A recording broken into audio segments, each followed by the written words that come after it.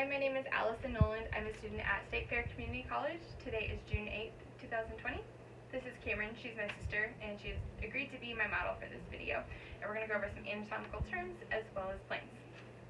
So we're going to start with anterior. So anterior means towards the front or towards the front side of the body. So Cameron's heart is anterior to her spinal cord. And then posterior means towards the back or towards the back side of the body. And then Cameron's heart is also posterior to her sternum. And then we have superior and inferior. So superior means towards the top or towards the head, and so Cameron's liver is superior to her small intestines. And then we have inferior, which is towards the feet or towards the bottom, and so Cameron's bladder is actually inferior to her diaphragm. Then we have superficial and deep. So superficial means external or most external to another surface.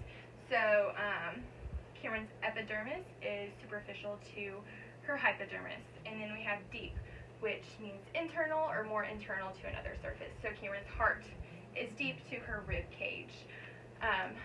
So then we have medial and lateral. So medial means closest to the median or middle of the body. So Cameron's heart is medial to her rib cage. And then we have lateral, which means away from the middle of the body. And Cameron's scapula is lateral to her spinal cord. And then we have proximal and distal. And so proximal means closest to the trunk or the origin of attachment. So Cameron's elbow is proximal to her wrist.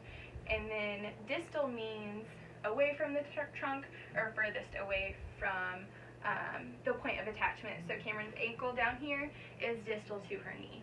And that kind of wraps up the anatomical terms, and then we'll start with the planes. So the first plane we're going to go over is the frontal plane. So the frontal plane cuts down the body and cuts it into anterior and posterior parts vertically. So it just kind of cuts like this. And then you have the transverse plane, which cuts the body horizontally into superior and inferior parts. So it would cut the body like this, like so. And then you have the sagittal plane. So the sagittal plane runs parallel with the mid-sagittal plane. The mid-sagittal plane runs down the body like so, cutting it into equal right and left parts. And then the sagittal plane would run parallel to that, to one side like this, and it can be equal or unequal parts. And so that kind of wraps up all the terms that we have today, and I want to thank you for your time.